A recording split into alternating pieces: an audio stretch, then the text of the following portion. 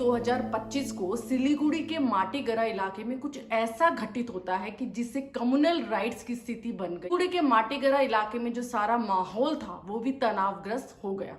तो आज इस वीडियो में हम समझते हैं कि जो सिलीगुड़ी के माटीगरा इलाके में एक्चुअल में 30 मई 2025 को हुआ क्या था, उसके बाद किन किन लोगों की यहाँ पर गलती थी और प्रशासन का यहाँ पर क्या रोल था। पर ये भी बात करेंगे जो राजू बिस्ट है, जो कि एमपी हैं दार्जिलिंग एरिया से, उन्होंने यहाँ पर इस मुद्दे पर क्या स्पीच दी, तो उसका क्या एंगल हो सकता है, उसका क्या इम्पैक्ट पड़ सकता है इस कम्युनल राइट्स पर, उसकी भी हम चर्चा करेंगे। तो इस वीडियो को अंत तक जरूर देखिए। सबसे पहले घटना की बात करते हैं। 30 मई 2025 को जो सिलीगुड़ी का माटीगरा एरिया है, यहाँ पर नदी किनारे जो है वो एक पिकअप वैन मिली जहां पर गौ मांस जो है वो स्टोर था। अब यहाँ पर स्थानीय लोगों को जब इसके बारे में पता लगा तो उन्हें बहुत ज्यादा गुस्सा आया और वो जाकर जो है वो मारपीट स्टार्ट करने लगे। जो पिकअप वैन में बैठे हुए ड्राइवर था और जो भी उसके सहयोगी से, उनके साथ मारपीट करने के बाद उन्होंने इस वैन को आग लगा दी। अब 31 मई 2025 को जो ये लोग थे ये थाने में गए और थाने में जाके इन्होंने रिपोर्ट लिखाई। अब पुलिस ने यहाँ पर क्या किया, जो कि वेस्ट बंगाल की सरकार के अंडर चलती है, यानी टीएमसी सरकार, ममता बनर्जी की सरकार के अंडर चलती है, उस पुलिस ने क्या किया, उस पुलिस ने उन लोगों को, जो कि बताया जाता है कि जिन्होंने इस घटना को अंजाम दिया, पिकअप वैन में आग लगाई थी, उसमें विदाउट प्रूफ उन कार्यकर्ताओं को, 3 कार्यकर्ताओं को जो है उन्होंने जेल में भेज दिया, यानी उन पर जो है वो रिमांड शुरू कर दी।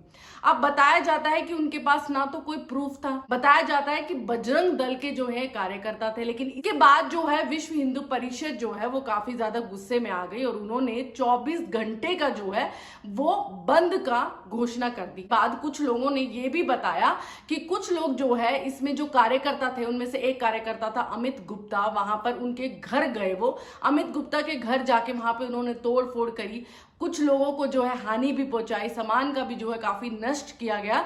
ये सब जानते हुए भी पुलिस ने जो है उन्हीं कार्यकर्ताओं को जो है वो जेल में डाल दिया, ये बोलकर कि उन्होंने जो है वो वैन में आग लगा दी थी। देखिए यहाँ पर जो है हम 2 चीजों पर बात करेंगे। सबसे पहले तो इस पर बात करेंगे कि पुलिस ने ये जानते हुए कि गौ मांस को अगर हम वैन में इलीगल तौर पर स्टोर करके लेके जा रहे हैं, तो सबसे पहले उन लोगों को लाइसेंस या फिर उनका जो रजिस्ट्रेशन है वो चेक क्यों नहीं किया गया।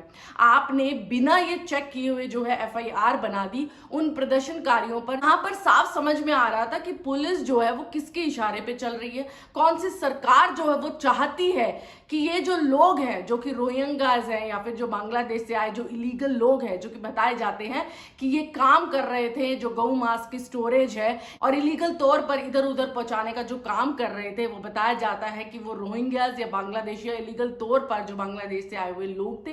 क्या जो सरकार है या जो पुलिस है वो उन लोगों के साथ खड़ी थी? क्या इसीलिए उन्होंने एफआईआर तुरंत जो है वो फाइल कर दी गई?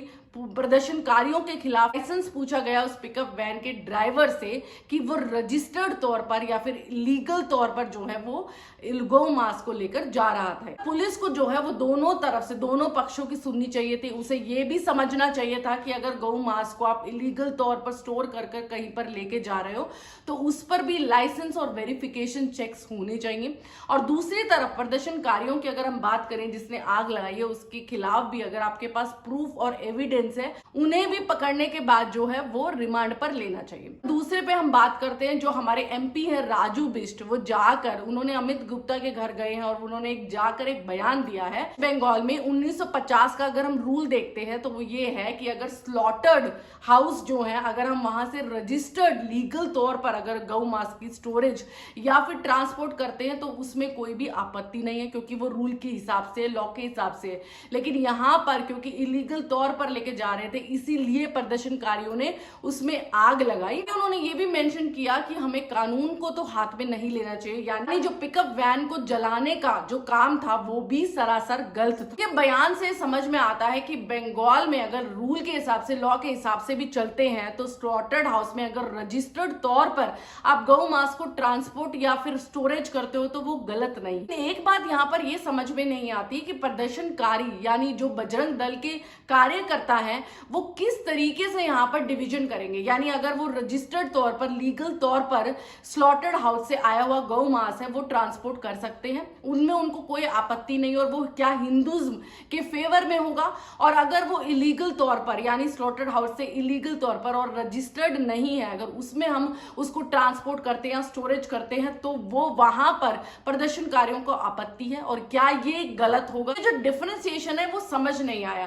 दोनों ही सिचुएशन में देखा जाए, चाहे रजिस्टर्ड हो या अनरजिस्टर्ड हो, यहाँ पर गौ जो माता है उसकी हत्या तो हुई है, तो क्यों हम सिर्फ जो अनरजिस्टर्ड तौर पर जो स्लॉटर हाउस काम करते हैं उसी पर हम जो है एक्शन लेंगे? अगर बजरंग दल के कार्यकर्ताओं ने ऐसा किया है, क्योंकि एमपी राजू बिष्ट की जो स्पीच है उनके हिसाब से तो यही समझ में आता है, रजिस्टर्ड स्लॉटर्ड हाउस था, यानी इसके पास कोई लाइसेंस नहीं था, इन्होंने गौ मांस को स्टोर करके ट्रांसपोर्ट कर रहे थे, इसीलिए प्रदर्शनकारियों ने जो है या फिर स्थानीय लोग जो है वो आग बबूला हो गए और उन्होंने इस घटना को अंजाम दिया। थोड़ी सी वो पॉलिटिक्स की जो है वो बू आती है कि यहाँ पर भी जो लोग हैं वो कम्युनल राइट के बीच में, हिंदू मुस्लिम के बीच में जो है थोड़ी सी पॉलिटिक्स की जो है वो आड़ में खेल खेल रहे हैं। कोई भी घटना या मुद्दा जो है वो पॉलिटिक्स से जोड़ा जाता है, यानी पक्ष और विपक्ष की जो पार्टियां हैं वो अपने प्रॉफिट के लिए दो गुट बना देती है और उन दो गुटों में जो है वो आराम से लड़ाई छिड़वा के जो है अपना फायदा कराती है।